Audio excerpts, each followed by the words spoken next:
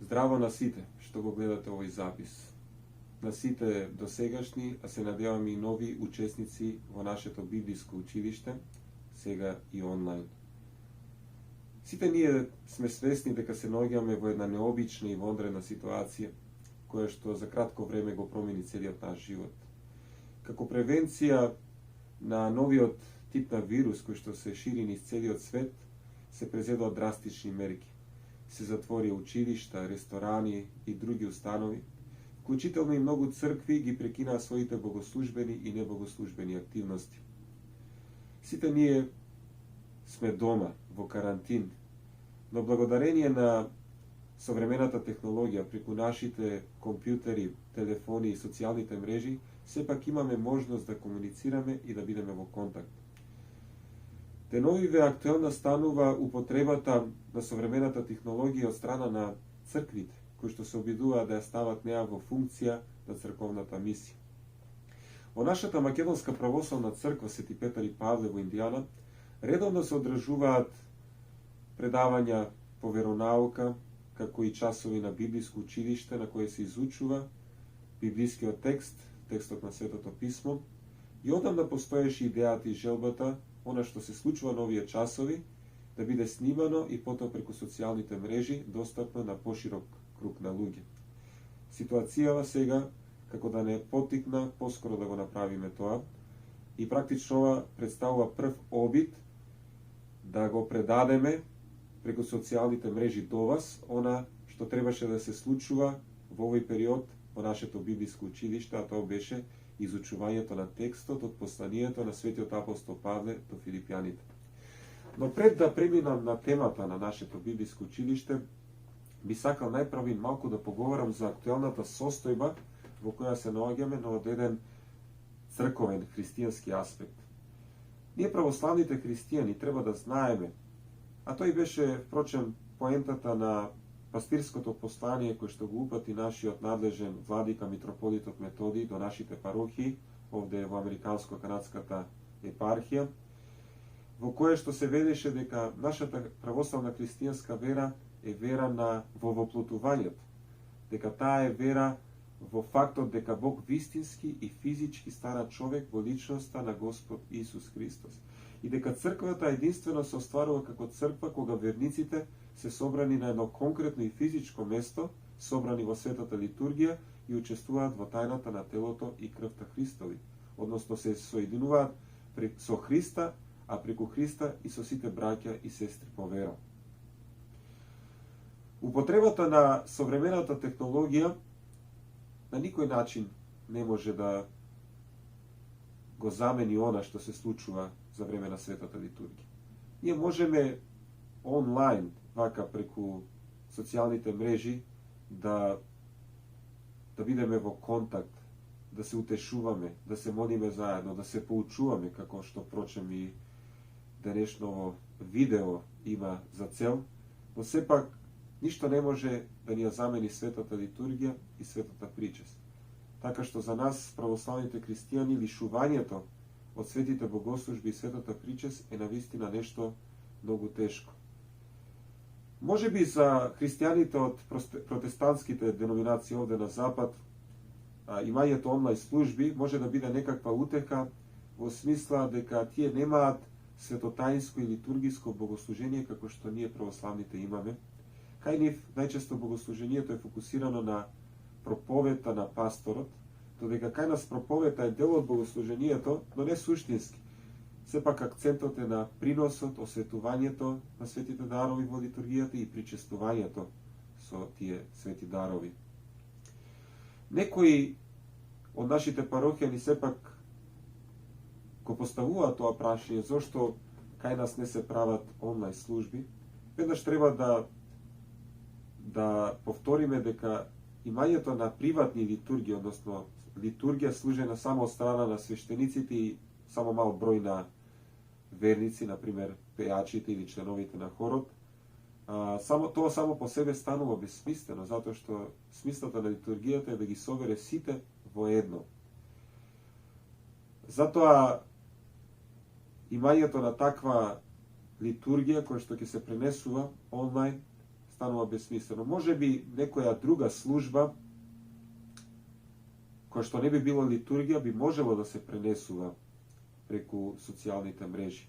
Но сепак тука има еден друг момент кој што еден православен владика го укажува на својата паства, кога вели дека ние како христијани не треба во оваа ситуација да се обидуваме психолошки да ја надминеме ситуацијата. Односно, да се обидеме лишувањето од богослужбите, да го насочиме во обраќање кон себе си, во согледување на својот живот и евентуално негово поправање.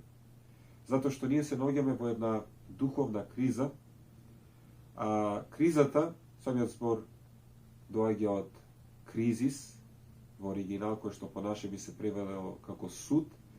Значи, кризата е на ситуација во која човекот треба да донесе една одлука, односно да се обиде во дадената ситуација да ја препознае Божјата волја. Односно, што е тоа што треба да се случи на наш личен план и на наш колективен план. Што е тоа што треба да го извлечеме како лекција од ова што ни се случува. Затоа што црквата знае за многу вакви катастрофи во минатото, за уште пострашни пандемии, земјотреси, војни, гладови, потреси, и секогаш во овие природни и неприродни катастрофи црквата поучувала дека причината е секогаш гревот на човек. И затоа оваа атмосфера треба да не насочи нас кон согледување на нашата грешност и практикување на покајанието, кое што значи преумување, односно свесност за таа грешност и промена на начинот на нашето живење. Ете, ние се наоѓаме во периодот на Великиот пост, и Великиот пост е времето кога ние усърдно го задлабочуваме нашиот духовен живот преку постот, молитвата, покајанието. Дури познат е случајот со пустинските оци во старо време, кога за време на Великиот пост тие се разделувале еден со друг и во текот на целиот пост пребивале осамени во пост и молитва, дури лишени од светата причест. Знаеме ние православните дека Великиот пост е најстрог пост од сите постои што ги имаме, дека правилото вели од понеделник до петок имаме строг пост, само за викендите во сабота и недела се јадем масло, во сите 7 недели од Великиот пост.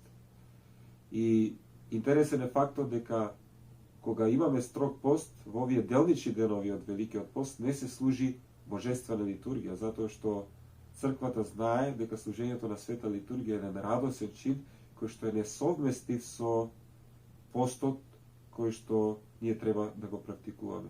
Затоа, следејќи ги оците од старо време, може и ние во времето на овој Велики пост, лишени од литургијата и причеста привремено, вистински да постиме и тој пост на вистина да биде за наше преобразување и духовна полза. Но да не должам многу, сепак ова е едно прво предавање кое што сакаме да го посветиме на посланието до Филипјаните, и идејата беше да се има 4 средби на кои што ќе се разгледува ова послание, односно секоја од неговите 4 глави. Може би ова прво видео ќе биде малку подолго од останатите, затоа што имавме еден вовед, едно обраќање до вас во ова едно прво видео, со надеж дека ова навистина ќе најде на интерес пред се од нашите парохјани, но од сите оние кои што ќе ги интересират, па потоа ќе имаме вакви изданија понатаму кои што се надеваме ќе бидат и пократки по својата должност. Сега да преминеме на читањето на посланието од Светиот апостол Павле до Филипјаните, но веднаш треба да забележиме дека ние, христијаните, Светото писмо, Библијата, не ја гледаме како секоја обична книга, туку Библијата ја гледаме како еден свештен текст кој што е инспириран од Бога. И за вистински да го откриеме значењето кое што се содржи во Библијата, ние мораме да имаме молитвено расположение, односно молитвено внимание при читањето на Светото писмо. И затоа вистински да го разбереме, мораме нашиот ум да го обратиме кон Бога во молитва, секогаш кога го отвараме Светото Писмо. Затоа сега ве поканувам заеднички да се помолиме пред да продолжиме со истражувањето на овој текст. Човеколюби Владико, нека засвети во нашите срца вечната светлина на Твоето богопознание и отвори ги нашите духовни очи за разбирање на Твоите евангелски проповеди. Сади во нас и страх пред Твоите блажени заповеди, да победувајќи ги сите телесни страсти, да поминеме духовен живот, размислувајќи и правејќи се што угодно пред Тебе. Зашто Ти си просветување на нашите души и тела, Христе Боже, и Тебе слава Ти вознесуваме со безпочетниот Твој Отец и пресветиот и благ и животворен Твој Дух, сега и секогаш и во вечни векови. Амин. За оние кои што не знаат, Библијата не е една книга, туку тоа се многу книги, пишувани од различни автори во различни временски периоди, во период од повеќе од 1000 години, и потоа тие различни текстови биле собрани во една целина, а денес во еден кодекс, кој што го нарекуваме Библија. Самиот збор Библија значи Библија, односно книги, ако се преведе на македонски. Светото писмо, Библијата за нас христијаните се дели на два дела. Имаме Стар Завет, тоа се книгите кои што се пишувани пред времето на Христа, во кои имаме укажување, пророштва и подготовка за доаѓањето на Спасителот. Додека книгите на Новиот Завет се оние кои што зборуваат за делото, смртта, воскресението Христово, како и првите години од животот на црквата.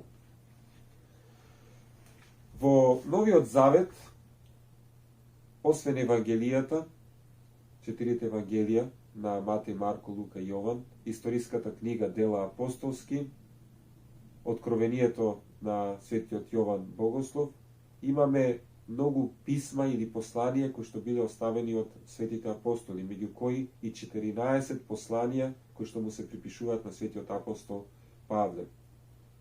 Светиот апостол Павле е најголемиот мисионер на христијанството. Знаеме дека тој го проповедал христијанството најпрви во Европа, во Македонија, а потоа и насекаде во тогашниот познат свет. За него знаеме дека тој не го познавал Христа пред воскресението, односно не го познавал Христа за време на неговиот земен живот. Савле бил многу учен човек на своето време, бил ученик на познатиот Гамалиил во тоа време. За него знаеме и во Дела апостолски стои дека бил сведок и на некој начин го одобрувал мачеништвото на првиот ѓакон и маченик на Христовата вера Стефан.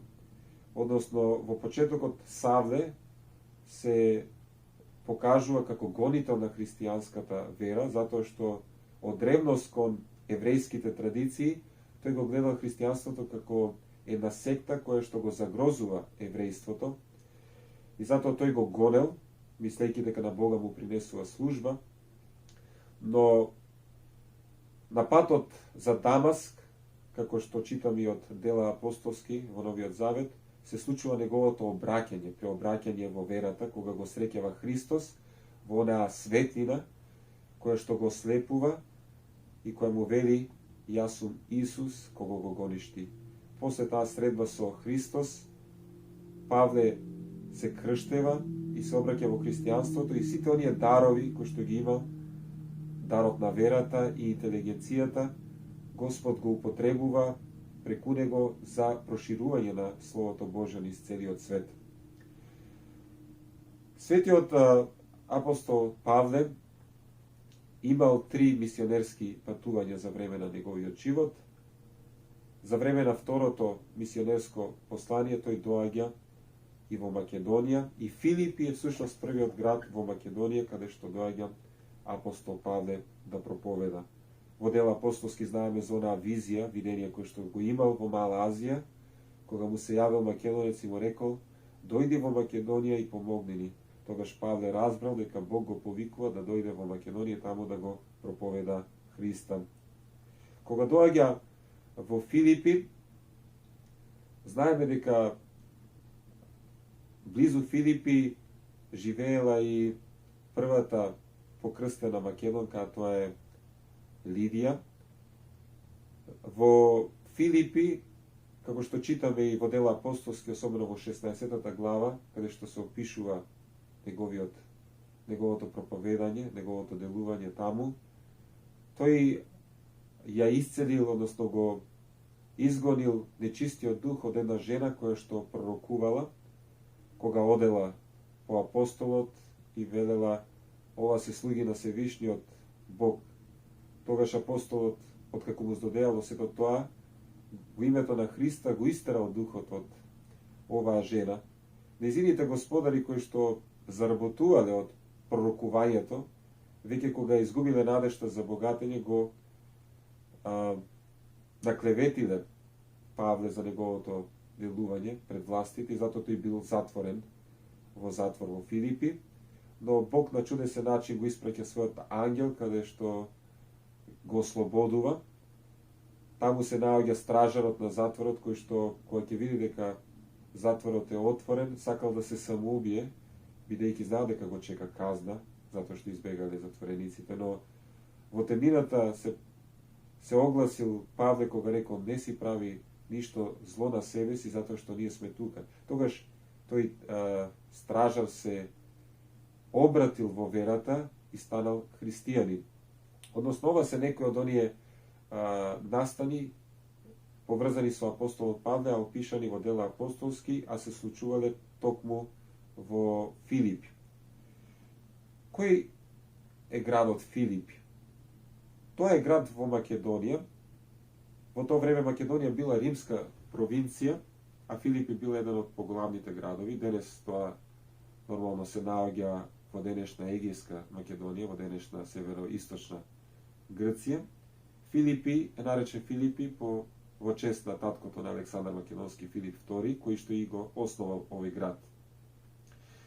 Светиот апостол Павле имал многу лична, блиска релација со оваа црковна општина, која што ја сакал особено, и тоа особено се забележува во неговото послание. Оваа црква не само што одговорила на оние зборови кои што апостолот Павле ги имал, односно на дело го практикувала Христовото Евангелие, туку самата заедница многу често и финансиски, не само морално, туку и финансиски го помагала апостолот Павле во неговата мисија на проповедање. Од сите посланија кои што ги има апостолот Павле, како што велат изучувачите на Светото Писмо, посланието до филипјаните е едно од најличносните посланија, и ова послание зрачи со една особена радост која што е присутна кај апостолот Павле, авторот на ова послание. И тоа е чудно затоа што Павле го пишува ова послание додека се наоѓал во затвор. Знаеме дека Павле, како што самиот открива во неговите посланија, претрпел многу искушенија за името Христово. Казнувања, затвори, тепања, бродоломи и секакви други искушенија. Бил повеќе пати затворуван. Ова не се знае кој е било поред негово затворничко присуство. Најверојатно го преживеал овој затвор додека го пишува посланието до филипјаните, затоа што таму се изразува и желба дека набрзо ќе биде ослободен. Иако знаеме дека од последното негово заточеништво во Рим тој нема да преживее, туку ќе го заврши својот живот со маченичка смрт, кога во времето на царот Нерон тој ќе биде обезглавен, односно ќе биде казнет со отсекување на неговата глава, и на тој начин со својата смрт Павле да го посведочи Христос и неговото воскресение. Но, ете да пристапиме кон првата глава од посланието до филипјаните и од прва рака да видиме што ни вели апостолот. Затоа што она што тој го упатува до христијаните од првиот век е нешто што има значење е актуелно за сите луѓе од сите времиња. Вака започнува Павле. Павле и Тимотеј, слуги на Исус Христос, до сите свети во Христос Исус, што се во Филипи, со епископите и дјаконите. Благодат и мир вам од Бог Отецот наш и од Господ Исус Христос. Веднаш уште во првите два стиха гледаме апостолот се подпишува себе си и искажува благодарност и поздрав до филипјаните. Неговата голема љубов која што има кон Христа се изразува уште во првите два стихови, каде што Христос го употребува на 3 места името Христово. Дори во оваа прва глава од Филипјаните апостолот Павле ја открива својата животна ориентираност, кога подоцна ќе читаме во 21 стих, ќе рече: за мене Христос е живот, а смртта придобивка. На тоа ќе се навратиме секако малку подоцна. Интересно е дека апостолот Павле тука се нарекува себе си слуга, односно роб на Исус Христос. Тој не вели јас сум најголемиот меѓу апостолите, односно покажува една понизност, смирение, се нарекува себе си роб Христов. Апостолот Павле секогаш бил свесен за тоа дека своевремено бил гонител на христијанската вера и секогаш се потсеќал на тоа со покаяние. Тоа е тоа што него го и покрај неговата интелектуална даровитост и благодат која што Бог му ја дал, сепак ја имал понизноста или смирението кој што е една од најглавните христијански добродетели. Знаеме дека и апостолот Петар, кој што е врховниот апостол од 12-те, на кого Христос му рече: ти си Петар, карпа, и на таа карпа јас ќе ја изградам мојата црква, која ниту вратите на пеколот нема да ја надвладеат. Тој истиот Петар, на крајот пред страдањето Христово, ќе се одрече од името Христово 3 пати, која ќе рече: не го познавам човекот. Дури после воскресението Христово, кога Петар ќе се обрати повторно назад кон Христа, кога и Христос ќе му се појави еднаш и 3 пати ќе го праша: ме љубиш ли, Петре? А тој ќе рече: да, Господи, знаеш дека те љубам. Петар знаел зашто 3 пати го прашува Христос, затоа што тоа се поврзува со неговото 3-кратно откажување од Христа. Преданието на црквата вели дека Петар секогаш кога ќе слушнал како пее петал, си спомнувал за откажувањето од Христа и тоа го наведувало кон плач и покаяние и понизност. Истото се случува и кај апостолот Павле. Тој секогаш имал таа свесност за тоа дека некогаш бил гонител на Христовата црква и секогаш во своите посланија смирено и понизно се потсеќа на тоа. Дури на едно место тој вели: јас верувам дека Христос е Син на живот Бог кој дојде во светот да ги спаси грешните, меѓу кои првиот сум јас. Имено тоа е таа молитва која што ние читаме секогаш пред светата причест, а тоа се всушност зборови кои што ги кажал самиот апостол Павле, кога вели: верувам дека Господ дојде да ги спаси грешниците, од кои првиот сум јас. Значи првиот меѓу грешниците. Гледаме Павле, иако апостол и свесен за таа благодат што Господ му е дал, сепак имал смирение и живеел во едно постојано покаяние. А свесноста за својата грешност, за својата слабост, тоа покајнишко чувство е нешто што треба да преовладува кај сите нас. А тоа преовладувало кај сите свети. Сите свети кои што Господ ги прославил, изобилувале со тоа чувство на покаяние, на смирение и недостојност. Овде апостолот Павле христијаните ги нарекува свети, кога вели: до сите свети во Христос Исус. Што значи зборот светија, светител? Зборот светител значи човек кој што е оделен од Бога, посветен човек.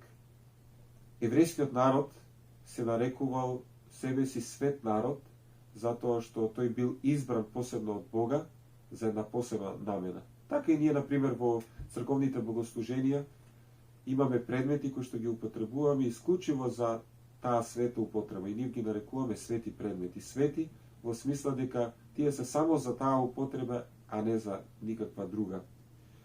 Кога ќе речеме за некој дека е свет или осветен, тоа значи дека тој целосно му е посветен на Бога. Во таа смисла, ние христијаните преку светото крштение сме очистени и осветени од Бога и ние сме му посветени нему. Затоа апостолот Павле го употребува токму овој термин кон сите христијани кои што се свети не заради својата лична светост, туку заради светоста кој што произлегува од Христа. Тука Павле единствено во ова послание се обраќа и до клирот на црквата кога вели со епископите и дјаконите. Знаеме дека ние во православната црква имаме црковна хиерархија, службено свештенство во 3 редови. Значи, првиот најнискиот чин се дјаконите, потоа имаме свештеници или презвитери, а третиот или најголемиот црковен чин е епископот или нашите денешни владици. Тука, кога вели епископите, тој не се обраќа кон повеќе владици, затоа што според црковното древно правило може да постои само еден епископ во еден град.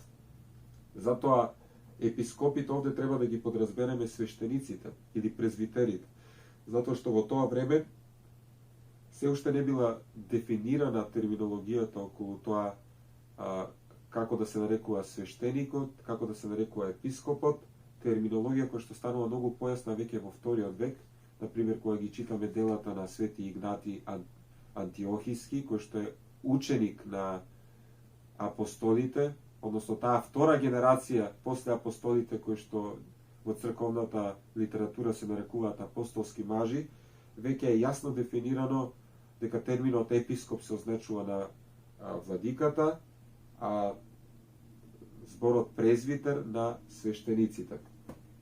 Благодат и мир вам од Бог Отецот наш и од Господ Исус Христос. Продолжува Павле. Му благодарам на мојот Бог секогаш кога си спомнувам за вас. Во секоја моја молитва се молам со радост за сите вас, заради вашето учество во Евангелието од првиот ден па се досега. Уверен во тоа дека оној кој го започна во вас доброто дело ќе го заврши се до денот на Исус Христос. И право е да го мислам тоа за сите вас, зашто секогаш ве носам во срце, и кога сум во окови, и кога го бранам и отврдувам Евангелието, бидејќи сите вие сте мои соучесници во благодата. Бог ми е сведок колку многу копнеам по сите вас со милосрдноста на Исус Христос. И се молам вашата љубов се повеќе и повеќе да изобилува преку познанието и разбирањето на се, за да можете да го разпознавате најдоброто, да бидете чисти и безпрекорни во денот на Христос, полни со плодот на праведноста, која е преку Исус Христос за слава и пофалба на Бога. Апостолот Павле со благодарност секојаш си спомнувал за филипјаните, кои што му причинувале секојаш голема радост. Радост затоа што тие на вистина го исполнувале на дело она што апостолот ги поучува. И тој вели, ве носам на срце, односно повторно зборува за таа особена љубов што имал кон нив, и вели, посакувам тоа добро дело кое што Господ го започна во вас да го доврши. Односно, иако знам дека вие се тоа што го правите на вистина ревностно и добро, но сепак Бог нека го преумножи, односно вашите добри дела нека бидат преумножени. Тој ги нарекува нив соучесници во неговото дело. И тоа е многу важно и интересно, затоа што христијанската вера секојаш зборува за она поврзаност која што сите ние луѓето ја имаме. Апостол Павле во едно друго послание зборува за црквата како богочовечки организам, како тело Христово, на кое ние сме му поотделно членови. И секој од тие членови има некаква функција која што е исто така важна. Ако се одземе една од тие функции, телото нема да функционира совршено. Така што, иако членовите или органите во еден организам имаат различна функција, сепак гледано во целост, сите тие се важни и ја исполнуваат заедничката цел. Кога апостолот Павле ги нарекува филипјаните соучесници во неговото дело, тој сепак алудира на фактот дека тие секогаш го помагале не само со своите молитви, туку и со финансиска подршка. Свети Јован Златоуст, тој на едно место вели: монасите навистина се трудат многу кога го посветуваат својот живот на секојдневен пост, деење и молитва. И навистина нивните дела се големи. И тој вели: можеби ние не можеме да бидеме како нив, но можеме да направиме нешто, а тоа е кога ќе сретнеме монах, да го пречекаме во нашиот дом, да искажеме гостопримство, да му ги измиеме неговите нози. На тој начин вие станувате учесници во тоа нивно големо дело. Во таа смисла, кога апостолот ги нарекува филипјаните соучесници, тој мисли дека тој укажува дека со нивната подршка тие всушност учествуваат во неговото апостолско служење. И тие на некој начин стануваат апостоли, односно ја примаат апостолската награда, како што вели и Христос на едно место. Тој вели: оној што прима пророк во пророчко име ќе добие пророчка награда, тој што прима праведник во праведничко име ќе добие праведничка награда. Од првата глава од 12 стих до 26. Сакам, браќа, да знаете дека тие работи што се случија придонесоа за поголем успех на Евангелието.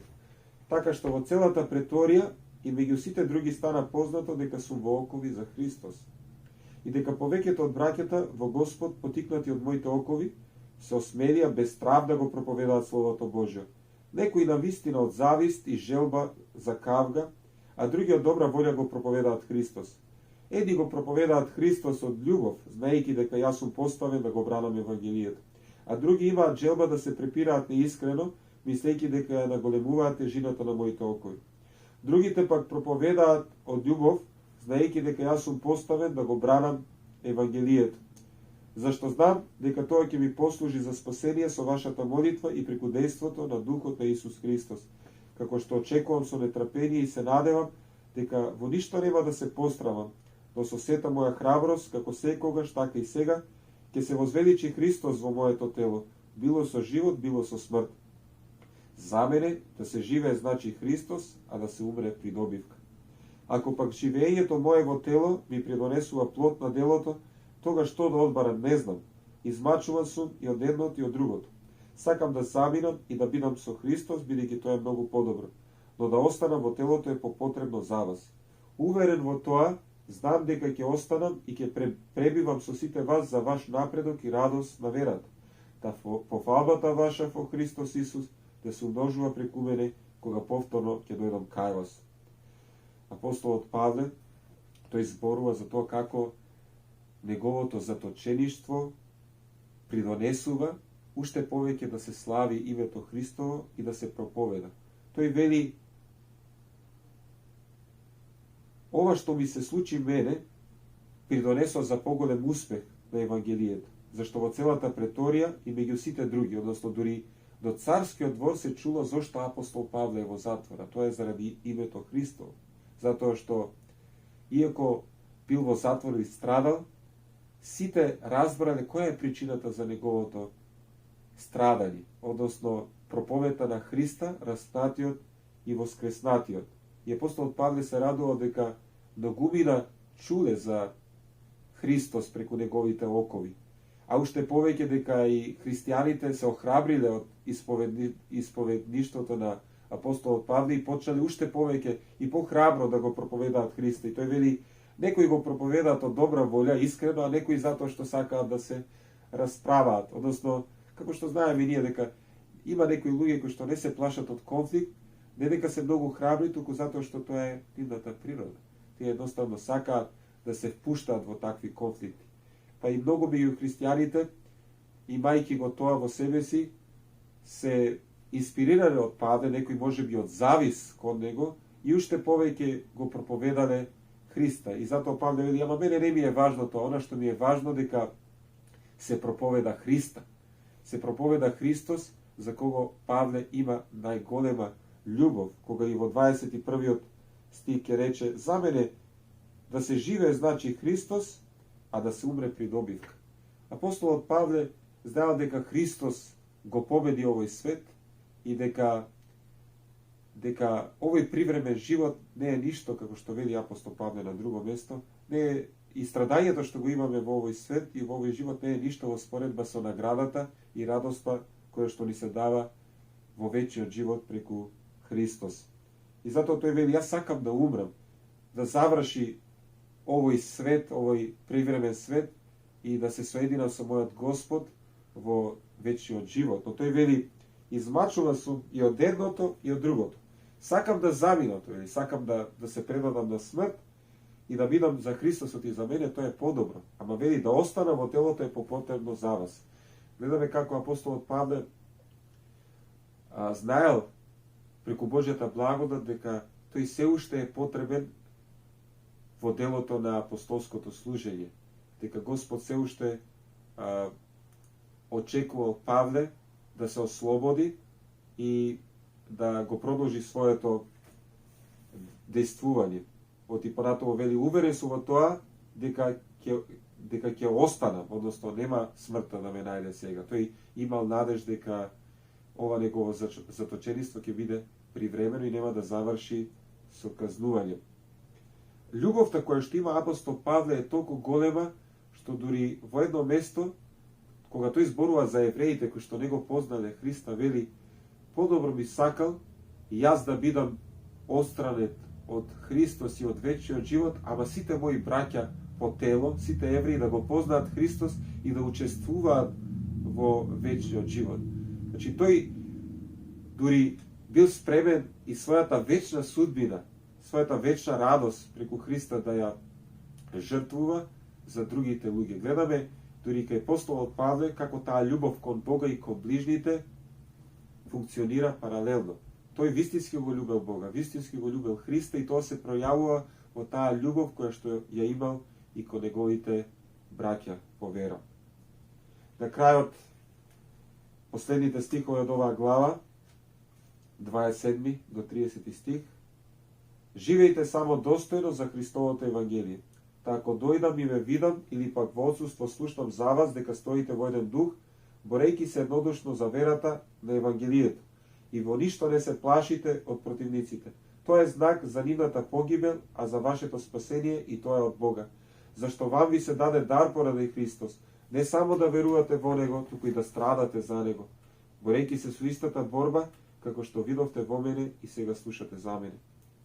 Апостолот Павле навистина имал радост и тоа го потикнувало во неговиот апостолски труд, фактот дека филипјаните живееле достојно за Христовото Евангелие и слухот дека неговите духовни чеда живеат според учењето Христово го радувала духот на апостолот. Тоа е нешто што сите ние луѓето треба да го имаме по однос на нашите браќи и сестри по вера. Особено за нас свештениците. Главната мисија е, односно треба да биде,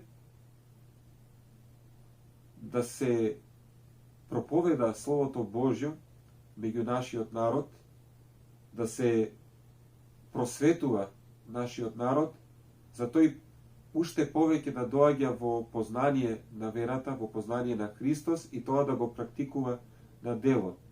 И најголемата желба за секој вистински свештеник е токму тоа, неговите духовни чеда, неговите парохјани да го практикуваат на дело она што свештеникот го поучува. Во тој контекст ме потсеќа онаа литургиска молитва која што ја чита свештеникот за време на третиот антифон, кога вели: Ти, Господи, кој што ни ги дарува овие заеднички молитви, дарувај ни во овој век да те познаеме тебе, единствениот вистински Бог, а во идниот да ни даруваш и вечен живот. И тоа е таа молитва, тој став кој што треба да го има тој секој свештеник. А тоа е трудот во проповедањето на Словото Божјо, да се обиде да ги просвети своите парохијани. Факт е, иако за жал дека многумина меѓу нашите православни македонци, православни христијани, има такви кои што имаат еден традиционален однос спрема верата, секогаш е поврзано со практикување на некакви си обичаи и адети, но никогаш не е поврзано со суштината на верата која што е самиот Христос. И тоа е нешто што го ранува срцето на секој свештеник, на секој духовен пастир во нашата заедница. Затоа треба да се трудиме, браќа и сестри, да излеземе од површноста на нашата религиозност и да се обидеме да ја преоткриеме суштината на нашата вера, затоа што таму се крие едно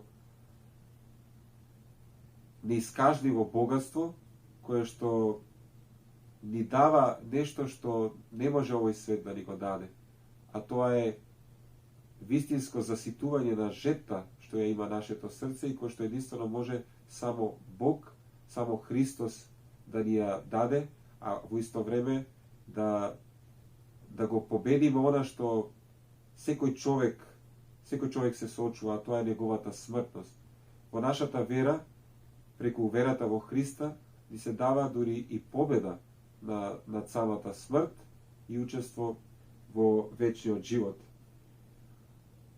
Слушајќи ги и читајќи ги овие зборови кои што апостолот ги пишува од затвор до неговите возлюбени духовни чеда во Филипи, а тоа се ранохристијанските и македонци, односно првата генерација на македонци христијани од првиот век, треба да не замисли малку во тоа кога ние како македонци се нарекуваме библиски народ. Што значи тоа? Да се биде библиски народ не значи едноставно да се гордееме со фактот дека апостолот Павле најпрвин го ширил христијанството меѓу нашите предци во Европа, но тоа значи и да се практикува тоа што апостолот Павле го поучува. Затоа што физичката припадност кон одреден народ самото по себе ништо не значи. Имало многу евреи кои што припаѓале кон родот од каде што потекло и нашиот Господ Исус Христос, но тоа за нив ништо не значило, кога и Христос им се обреќа на евреите и вели: не гордејте се со тоа што сте синови на Авраам, затоа што ви велам дека Господ може и од овие камења да направи чеда на Авраама. Така што, ако сакаме да бидеме вистински македонци во смисла библиски македонци, треба да истражиме какви биле македонците од првиот век, првите македонски христијани. Гледаме дека тие на дело го исполнувале Христовото Слово, Христовото Евангелие. Имале братолюбие, биле дарежливи. Дори апостолот Павле и во други посланија, во посланието до Солуњаните, зборува за таа дарежливост која што ја имале македонците, односно македонските цркви. Значи, доколку сакаме навистина да се гордееме со фактот дека потекнуваме од Македонија и дека нашата земја е библиска, ние треба да знаеме какви биле македонските христијани на кои апостолот Павле им се обраќа и да се обидеме и ние тоа да го практикуваме во нашите животи.